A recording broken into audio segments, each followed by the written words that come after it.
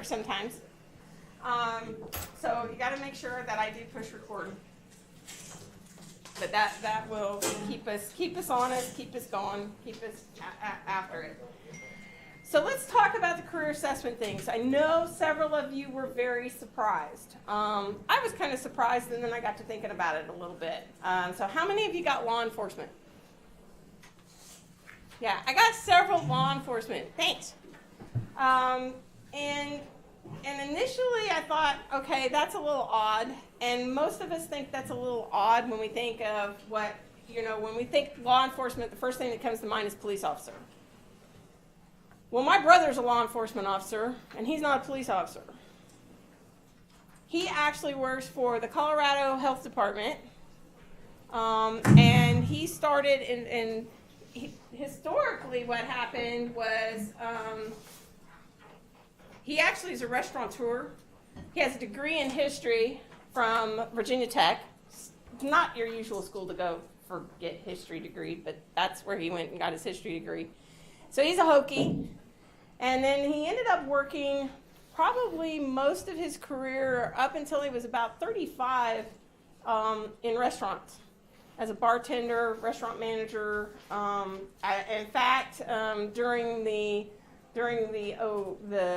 Democratic convention, he worked in one of the places where CNN had actually rented out for their hosting spot.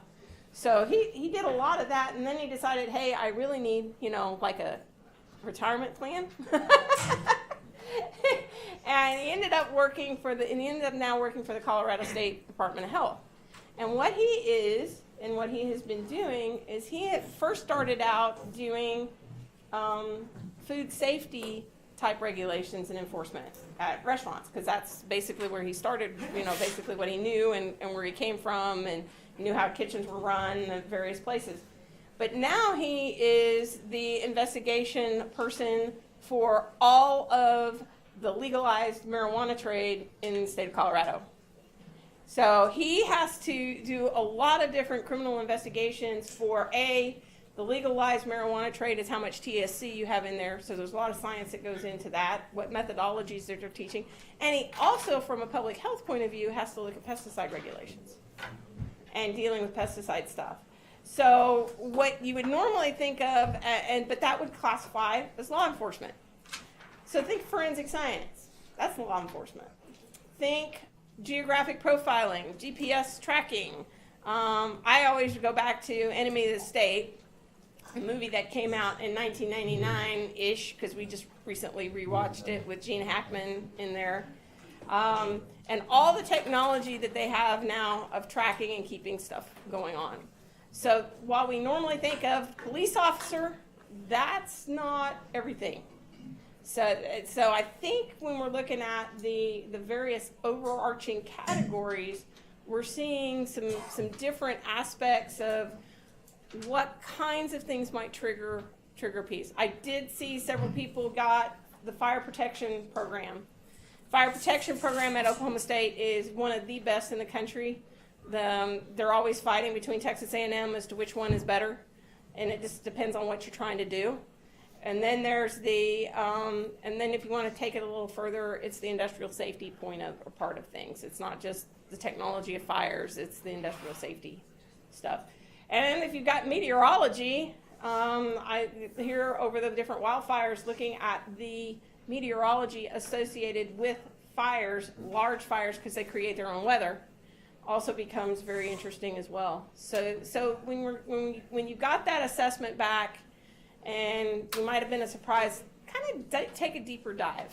Take a deeper dive in that one, because it really start looking at those broader topics of when it comes up with, when we say a civil engineer, what the heck does that mean? When we say mechanical engineer, what the heck does that mean? And now if you say chemical engineer, what the heck does that mean? Because those topics are hugely broad. Any other one that jumped out at anybody that was a big surprise? Barber? Barber, okay, interesting. Yeah, Peyton. One of the things that popped out to me a lot was like environmental engineer, environmental safety stuff. And I was like, I've never even thought about like doing stuff like that. So. Environmental is interesting. I can help you out a lot with that. How about you guys over in or in Enid?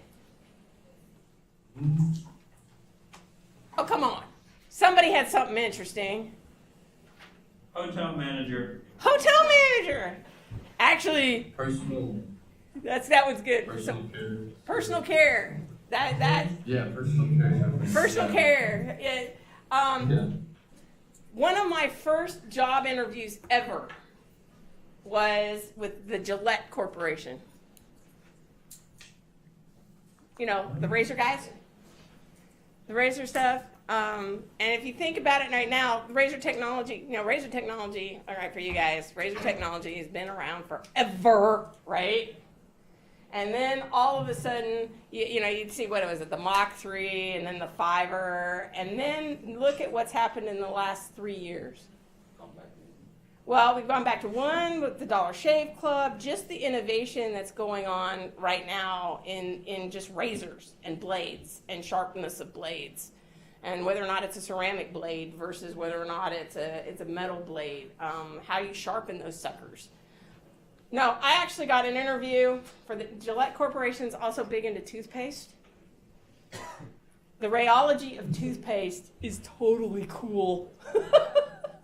How toothpaste flows, what kind of fluid it is. It's non-Newtonian, by the way. It's a colloid. So, and abrasiveness of toothpaste. So you sit there and you go, okay, so personal care, Unilever is probably Unilever and Johnson & Johnson, and there's another one that's out there. Huge corporations that employ dozens, thousands of engineers and science and technologists. So even though you end up with personal care, you end up with looking at a variety of different aspects to it. Hotel management, if you're running a big hotel, you have to deal with all the systems. And when I taught systems class, I used hotels because hotels has HVAC systems. Hotels have their water management. And for those of you around here, the big Hard Rock Hotel that was being sponsored by the guys from KISS, that was supposed to go up at this exit over here, you know what killed it? Water infrastructure. They couldn't get enough water rights or the water infrastructure in order to build that casino. So, I mean, big kinds of things that are out there. Okay, so let's switch to, I didn't focus so much on what was the middle one? The likes, dislikes, skills assessment. The skills assessment one. I didn't focus so much on that one because that one will change over time. As you get more experience, that was probably the one that changes the most. And it kind of links into the other two, but it changes the most. But I did want to focus on that last one. The one that it was important to you from a job characteristics. The ones I saw, supervision or came up out there, and that one probably will change a little over time about supervision. And part of that is based on our culture right now. You want to know what your expectations or your boss's expectations are. And you need that guidance from your boss and you need that feedback. So look at that one as a feedback loop, that you need feedback associated with different things. Because some of you also got variety, entrepreneurship, I don't want to have a boss, but you also got supervision, which kind of is incongruous in that, okay, it tells you want to work on your own and do things, drive your own thing, but you want to have supervision. What the heck does that mean? I think that's that feedback loop, that you have to have some sort of feedback loop in that, you need to have somebody help you with expectations, help you with, are you on the right track? So in that case, if you're got high entrepreneurial, you need a good mentor. That's what that's probably telling you, is that you need a good mentor. Or you need somebody that's a good accountability partner. And that accountability partner, for a lot of us, may be your significant other, but it could be your mentor, or it could be a really good coworker or a good friend. But you've got to have somebody or a business partner. A lot of us will have accountability partners that are business partners. And that part, so don't take that one as incongruous. Any big surprises? What would you say prestige, man? That's top of mind, but. I'm not- Prestige? Yeah.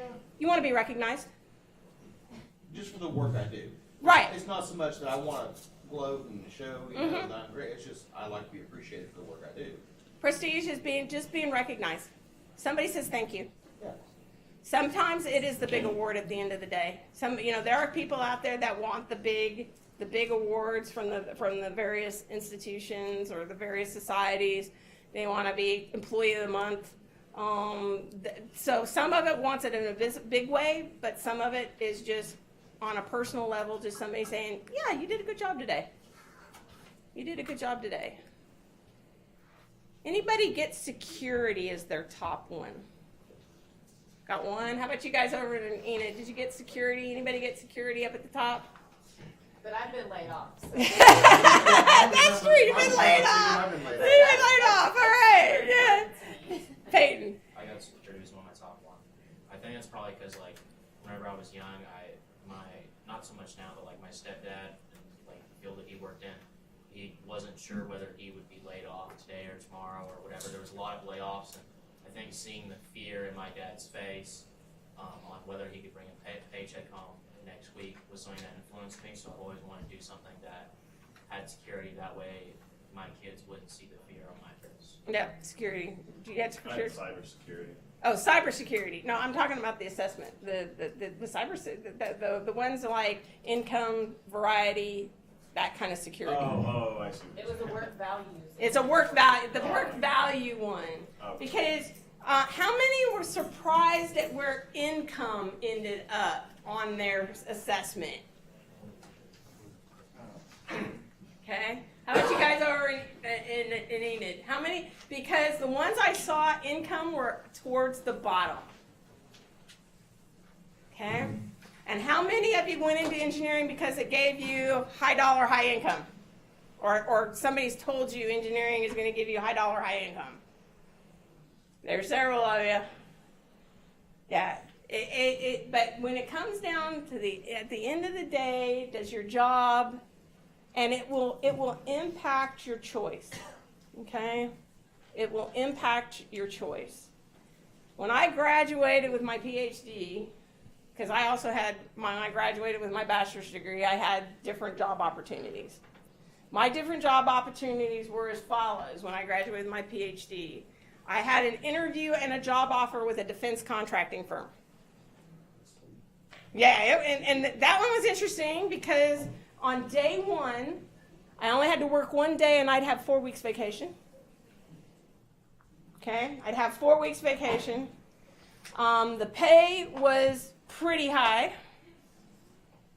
I had 2 job offers that the pay were about the same.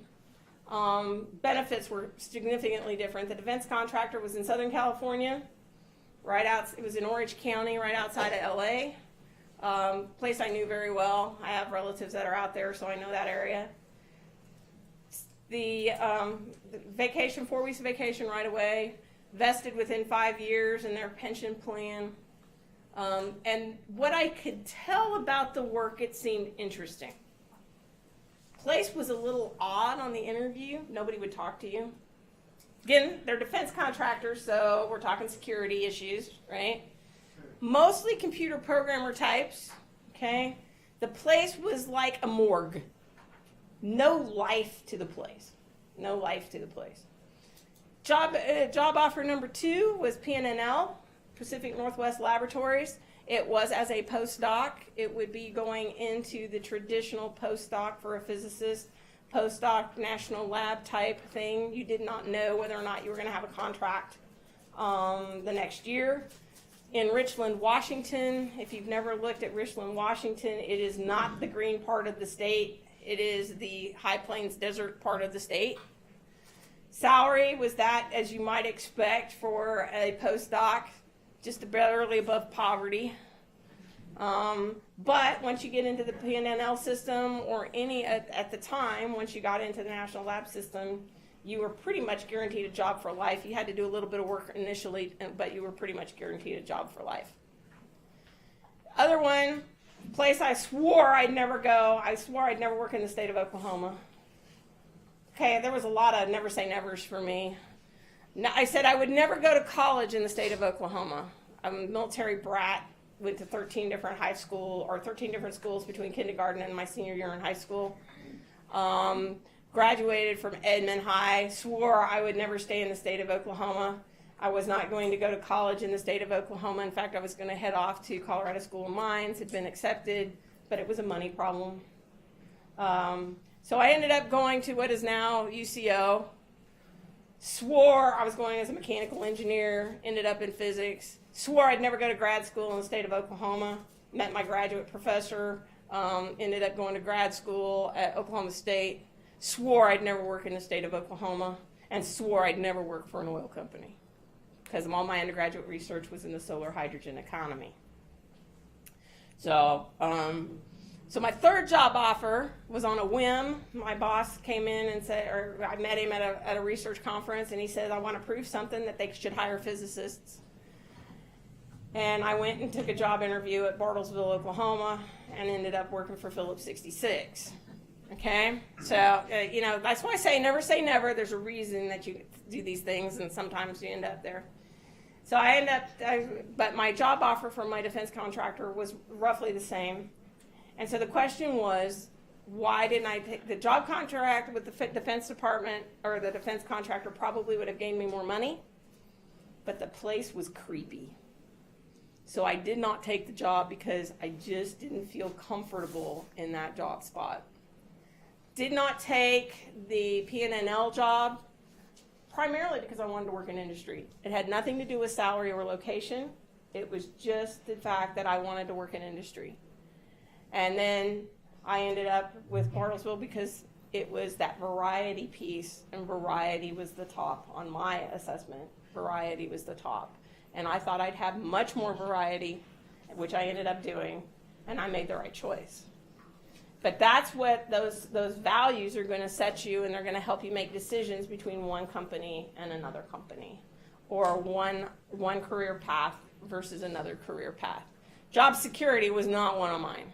Job security is actually way down on the bottom for me, and I literally did work myself out of a job numerous times. So that's one of the interesting parts for me.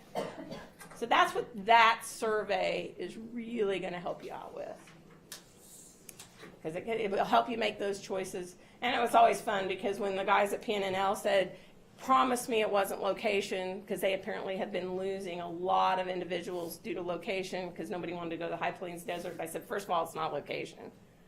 And he says, well, do you know where we really are? Because any kind of time you take a job interview in Washington State, you're thinking the green side of the state, not 2/3 that are not green. And I said, well, first of all, my mother's from Boise, Idaho, so I know exactly where you are. There's antelope in the parking lot. And they go, oh, good. You know exactly where we are. And then they said, tell me it wasn't location. And I said, no, your location actually was a better choice for me than the other. And they said, why? Where'd you take the job? I said, Bartlesville, Oklahoma. And they said, oh, thank goodness it wasn't location. And I said, no, it wasn't location. Location had nothing to do with it. So, but for some people, location does have a lot to do with it. Location does have a lot to do with it. So those are some aspects that you have to think about.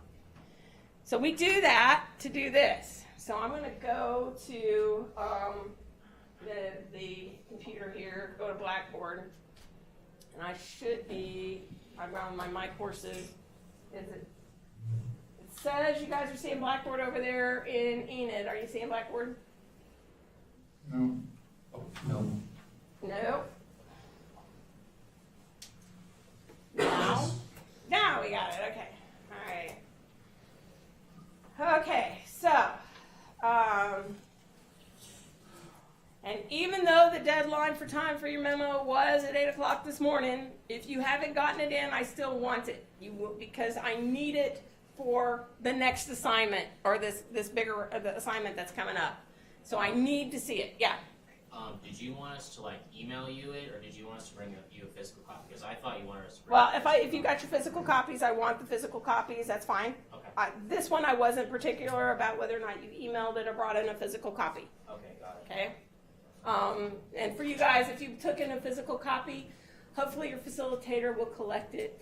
Okay, and send them over to me. But I need it for the next part, or the next assignment, or one of the future assignments. Okay. So, okay, so I put the wiki link a little more up front so that we can see it. Okay. And those of you who got me your memos via email by I think it was about 3 o'clock Sunday afternoon, I actually have read and have responded via email to you. And I've asked you, would you curate a wiki page? A couple of you I've already talked to in person last week and asked you to curate a wiki page. So Madison, I'm going to use yours. So to show everybody how to do it. All right, so I have to do this, don't I? And then I have to change the size in order to see the wiki pages. There it is. Okay, yeah. All right, so there's our wiki page side. I have one in here that's called mechanical engineering that nobody is the curator of yet. And based on those career assessments, I've asked you to either take a broader topic or a more narrow topic, but it was related to the career assessment that interested you, or you told me that you or were closely related to one of the ones that you came back in your memo that you came back to. So hopefully there's a little bit of passion associated with the topic that I've asked you to curate. And you can see in there, I've got Ken, I've got you for emergency and fire protection systems engineering, and let's see, who else did I have over there? Ashton. The cytogenetics one is actually kind of cool. It was one that popped up, and I'm going, okay, I'm not even sure what this is, but that one is one that's out there that seems to have come up, and it's one of those new fields that probably didn't exist 5 years ago. Or if it exists, and even if it did exist 5 years ago, it certainly wasn't under this job title. All right, certainly wasn't under the job title. But I've done one for mechanical engineering. So the general page of the wiki page that I'm asking you to curate is, now, you as the curator must put a little bit of information in each one of the categories. But I want everybody to contribute to the wiki pages. So if it's something that wasn't your top choice, but it came up as a second choice, and you're out there researching it and looking at it, go ahead and add to the person's wiki page, because that's the whole idea behind a wiki, is that they're collaborative. And so you can add to somebody else's wiki page, but you as the curator are the one that's supposed to make sure that we've got something in each of the topics that are out there, and go back to it periodically and make sure it's neat. For example, I'm going back to the acronyms page, and if somebody didn't put it in alphabetical order, I've gone back and put it in alphabetical order so we're not having to search through and look at it. So you're responsible to kind of keep the page neat and tidy and all of that good stuff, all right? So, but for each one, we want a brief description of what that means. Okay, what does it mean to be a mechanical engineer? Some of the job roles that you might have as a mechanical engineer. You know, it could be the head of maintenance. Okay, it could be in turbine design. All right, there's a bunch of job roles that are out there. Job titles, because sometimes the job titles tell us a lot about the jobs. Required or suggested skills. That came off of your assessments. You know, somewhere in that career assessment, and if you got this particular one, it's going to tell you what kind of skills you're going to have. You know, being able to read a drawing for a mechanical engineer is probably a skill you're going to have. And then I'm using it just so we know who the employers are in the state of Oklahoma. Okay, and because I had to have it for someplace, but to give us an idea of who's hiring these types of people. In Ponca City, a company called CME would be hiring mechanical engineers. So that's kind of where those are, and those are the kind of the key. Now we can add to these, but these are the minimum. All right, these are the minimum. So as I told you, I got Madison's here, and I want to show you how to create a wiki page so that we can add wiki pages for those of you who've got it. And Madison came back, and she said she would be generous and curate the civil engineer one. I've got it around here somewhere. So basically what you do is create a wiki, and you give it a job title. Actually, I'm going to do a cancel here. I'm going to do a cancel. I'm going to go back to my mechanical engineer here. And I am going to do edit the wiki.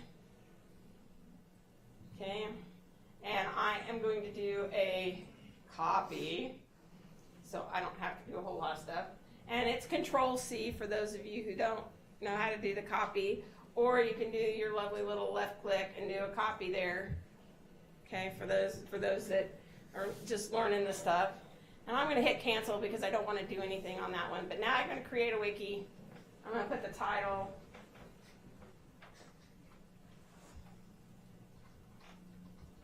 And if you are the curator, I want to make sure that you're there. So I've got Madison.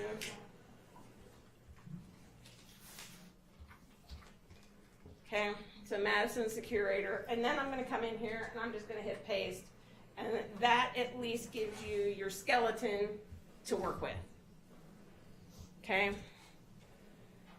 And that means that it's my commitment that by Thursday I will have gone through all of the other memos that I haven't already dealt with. Which means there's I think I've gotten at least 10 or 12 already. So I still have about 20 to go through. But my commitment is to have it by Thursday so that you guys can start your wiki page. And we're going to be working with these wiki pages throughout the semester. Okay? Does everybody understand what they're going to do with the wiki stuff? You guys good over there? So every one of us will be individually assigned a wiki page. Every one of you is going to be individually assigned a wiki page. Okay. Based on your Results. Results. Mm-hmm. So I'm trying to make it so it's something that you have something a little bit more passionate about, right? I'm trying to make it so that it's not one that's like, there is no way, and you know what, that I'm going to do something like that. We don't have any overlapping ones. I'm trying. No. Now, some of them may be overlapping because let's say for somebody gets a broad topic like biosystems, cytogenetics may be a subcategory under the biosystems. Under civil, it may be wastewater treatment or wastewater engineer, because wastewater engineer, if I ever wanted to look at wastewater engineer, it comes under two places, environmental engineering and civil. And so it may be more, in this case, civil is very broad. Somebody may have something more narrow. And usually what happens in those narrow ones, just like I gave you the example of environmental for wastewater, it could be under civil or it could be under environmental. And so it's usually somewhere in the margins. So I've like I said, I've asked, and you do have the opportunity to say, hey, as I was researching it, I found this one that I think is more interesting for me. So you have the opportunity to come back and say, hey, I think this one might be better for me. And because it may not have come through in your memo that this is where I'm at, all right? Because I've already had a couple that come back with the emergency and fire protection systems, and we might find something that's a little bit more focused. Like, there's nothing in here about industrial safety, all right? Somebody who's got, and for those guys over here who dealt with guards on machinery, just the engineering that goes into the safety guards is huge. And that's going to be mechanical safety, industrial safety, a lot of those kinds of things. It's going to be a broader topic. Okay, so everybody kind of clear? One of the things that's going to be really helpful, and we actually kind of did this. I did this with somebody in my office. It's kind of fun to do something, and Indeed is kind of one of the more, Indeed is one, Monster is one. It's a job search. You can do find jobs. So let's look at industrial safety just for grins and giggles.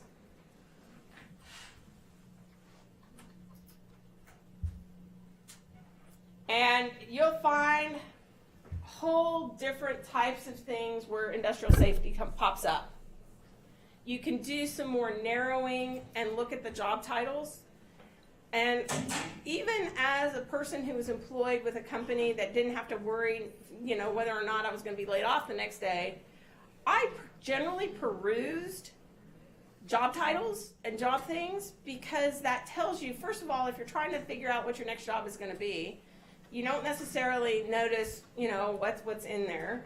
The other thing is it also tells you what skills you may need to work on. Okay, what kind of skills do I have to have? Where do I need to fill in the gaps? And you may run across a job that you never thought would be a job that you would have considered. So if I want to do environmental engineering,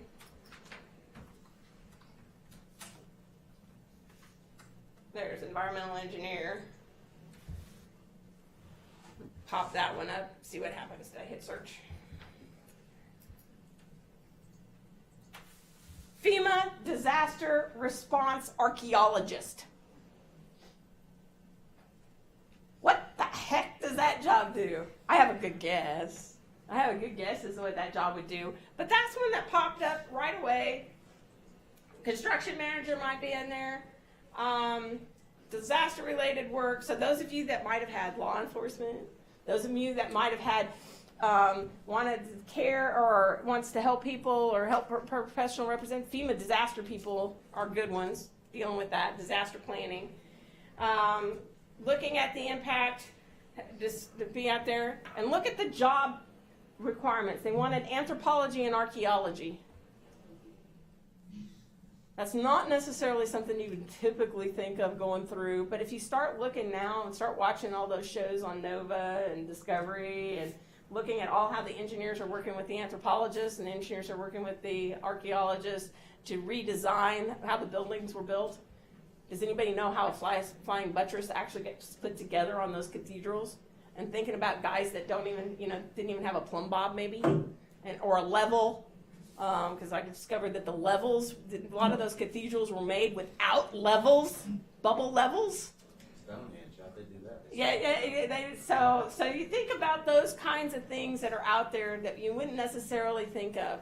I have a very good friend who's a chemist, and all of her research is funded by the National Science for the Arts. She's funded out of the arts because she's looking at corrosion. Even though corrosion's big time structural problem, she's looking at corrosion related to corrosion of sculptures. And so all her work is, she works with the arts people all the time, but her work is related to saving sculptures. And it's expanded across all different things because that's where her research is. So those are some pieces to kind of look at. So now I'm going to go to the document camera. We're going to have fun with that, see how that works today. Because the next big assignment that we need to do is our goals, the goals page.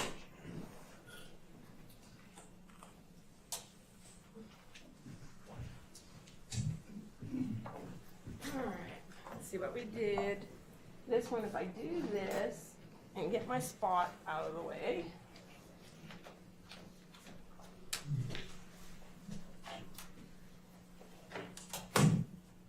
That's okay, it's a little better. I'm gonna lighten it up a little bit.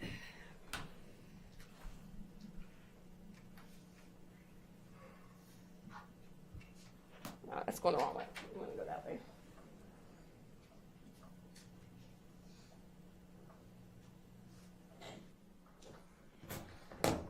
Well, for what I want to do, this will get us close enough.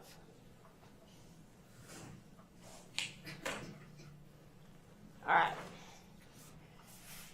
So I'm going to use a goal setting technique that's been out of the Passion Planner. It's a different planner that's out there.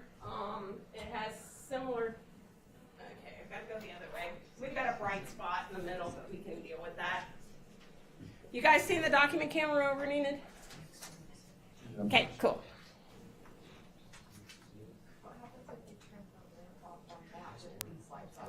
The lamp, okay, there.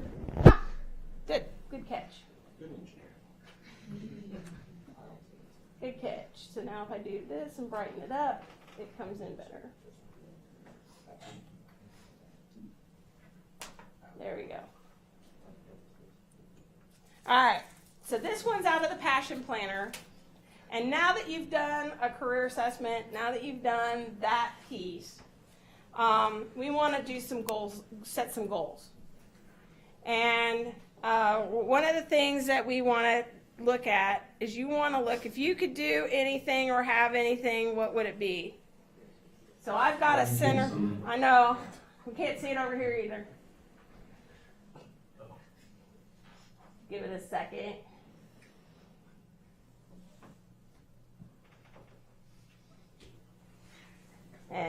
It's fighting me today. So we're going to do it this way. All right. So now that you've had it, and so you could kind of look at it from a question point of view, and now we got to go the other way. So I've got just a big center circle kind of thing. There we go. You guys can see it over in Enid? It's really faint. Yeah, it's kind of faint. Get your crayon out. Yeah, I didn't bring my crayons. Didn't bring my crayons today. Oh, okay. She's got a marker. Got a marker. So, yeah, anything that's a little broader is going to help. Here's your lid so I don't lose it. All right. So if you could do anything, be anything, or have anything, what would it be? So this in the middle is like your, what we call a BHAG. And I did put the BHAG in the acronyms today. A BHAG is a big, hairy, you-know-what goal. All right? It's not something that you're going to achieve overnight. It's not something that you may achieve before you get out of school. It's not something that you may achieve until way down at the end of the line. But it's a big goal. Okay? And then you're going to divide your page up like this. And I think when I set the goals up, or set the assignment up, this is your goal page. It's in week 2 on Blackboard. I've asked to have something that's in the 90-day range, something that's in the 1-year range, something that's in the 3-year range, and this can be your lifetime bucket, etc. range. Okay? Because when we set goals, now when you do this goal page, I am not so concerned that they be SMART, all right? SMART is specific, measurable, actionable, reasonable, and timely. But when you're actually writing them here, we've already got the timely part, all right? We've already got the timely part. I'm not even so worried about if I'm on lifetime or BHAGs that they be measurable-ish, because this is kind of a brainstorming piece. These here, you want them to be more SMART, more specific, more measurable, more actionable, more reasonable, because we're going to ultimately develop some action plans to get there. But we talk about SMART goals, and in the goals folder, you've got how to set SMART goals. We've talked, you probably have heard SMART goals before, but we've got the timely part here. We've got the reasonable part. But if you really are wanting to do it, my boss always said, don't sell yourself short. One of my bosses, when I went in, and I think I've told some of you this story before, I was the chairman of National Chemistry Week for all of the United States at one point in time, the 10th year of National Chemistry Week. And as such, I went to my boss because we were actually sponsors of the Utah Jazz. And I went in and I said, I want the Jazz Bear, who at the time, the Philly Fanatic and the Jazz Bear were the 2 most recognizable mascots in all the country. And I said, I want to see if the Jazz Bear can wear a National Chemistry Week t-shirt and we can get a picture of it for National Chemistry Week. And my boss looks at me and he says, is that all you want? And I went, yeah. And he says, why? What if I gave you the entire basketball game that we sponsor? And you can work with the Utah Jazz organization to do something. Didn't know that the Utah Jazz organization actually had some science scholarships and science things that they worked with. And I went, I could do that? He says, yeah. He says, what if we, and the what if, what if we not only did that, but we honor Phillips's highest ranking chemist? Okay. And then he says, what if we, not knowing what I didn't, sometimes not knowing what you don't know can hurt you. At the time, the chairman of Phillips Petroleum was Wayne Allen, and Wayne Allen was the chair of National Engineers Week that year. And I didn't know that whatever I was doing for National Chemistry Week, I was going to have to turn around and do for National Engineering Week. But I found out very quickly that that's what we were going to have to do. So not only did we end up having 2 basketball games that year that we sponsored people, I had to learn how to do photo shoots, had to learn how to do a whole bunch of different things, like halftime court games, variety of different pieces.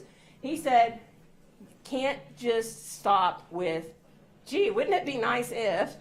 He says, take it up a couple of notches and see where you can go. Didn't know where we could go, and turned out we went a lot of different places. So definitely when you're looking at your big goals, don't narrow them, all right? Don't narrow them, because you never know where that's going to be. So when we're looking at our goals, 90-day goal, is to get us through, like midterms, right? So we want to get through midterms. You've got some goals there. Want to get through midterms. For some of you, it's applications for internships.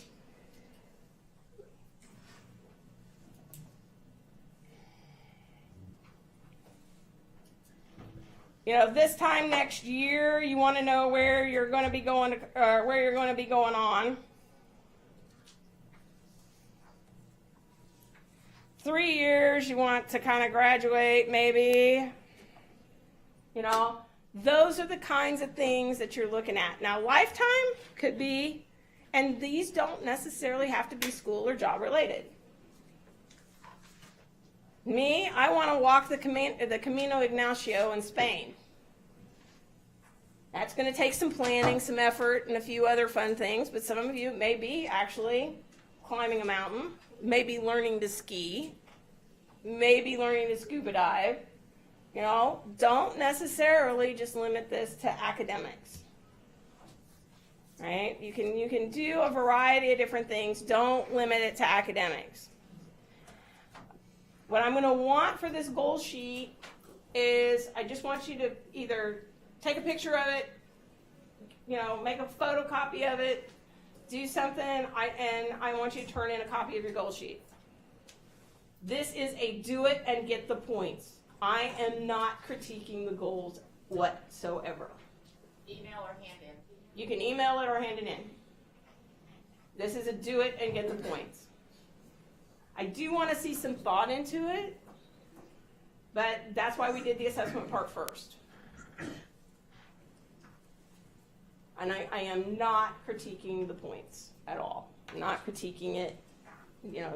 Those are your goals. It's your life. It's your thing. So that's the goal sheet that we've got. I think that's all I need for the pin. We'll see. Yeah. What's the difference between our life goal and the big goal in the middle? Well, the big goal can be the big, huge wish list.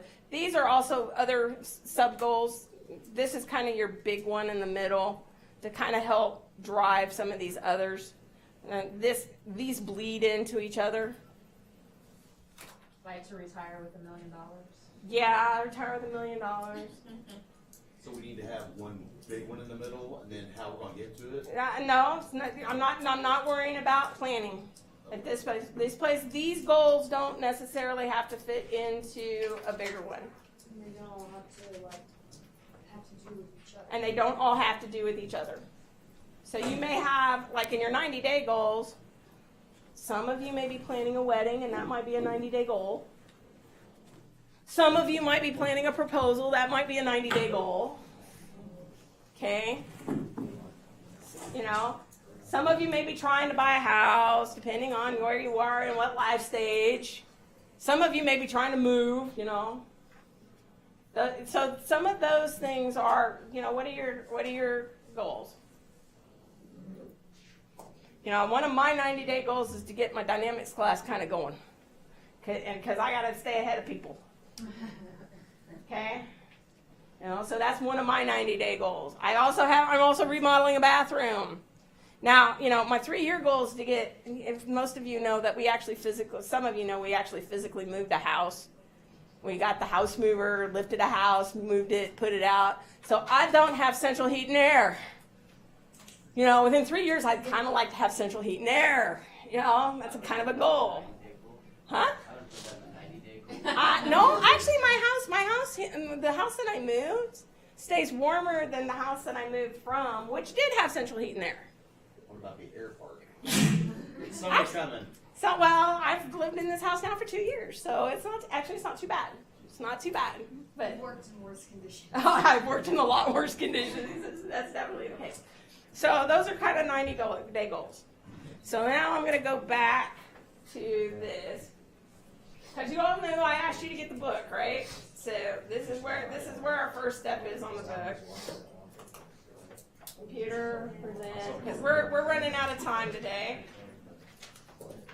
And I want to make sure everybody knows where we're at. So under week 2,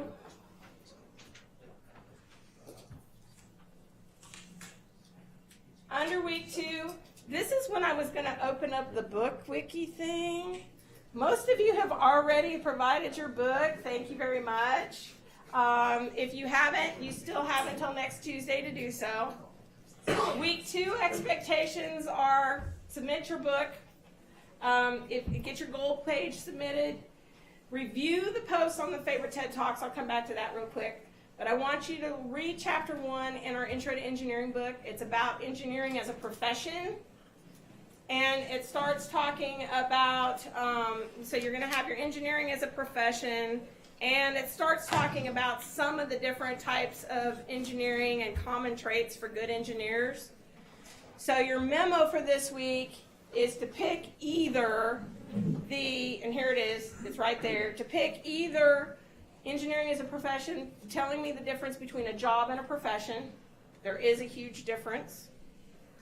Or looking at common traits of engineers. And this can be engineers or technologists if you're more on the technology side. And talking about why those make good traits. So either topic, and you have a memo for that. And then what I would like to do, instead of posting 2 TED Talks, because I now know that I'm going to end up watching a lot of TED Talks. And I will tell you, the ones that I have watched so far, you guys have picked some excellent ones. Some really totally excellent ones. I do encourage everyone to look at the one that Angela submitted. Honestly. Look at the one Angela submitted. Even though it's more related to the Me Too movement and that part of it, I want you to think of what that app is good for. Because that app is good for if I'm in a car accident and I want to document what I saw and what I thought about, this is ideal. I thought of a number of situations where knowing that that app was available would have saved my butt. So even though it's more related to the Me Too type thing, the app can be used if you've had a car accident. The app can be used if you're witnessing an accident from somebody else's perspective. The app can be used documenting a discussion with someone for a variety of different things. I really encourage you to watch that one. So in addition to submitting a TED Talk, I want you to go and look at somebody else's and comment on it. Because there was a lot of different information in there. And I just lost Enid. But yeah. So those of you that are still here, you guys got questions? Huh? All right. Will you still accept our assessments as turn-ins? Yes. Because I didn't collect them at the head of time. Yeah, they're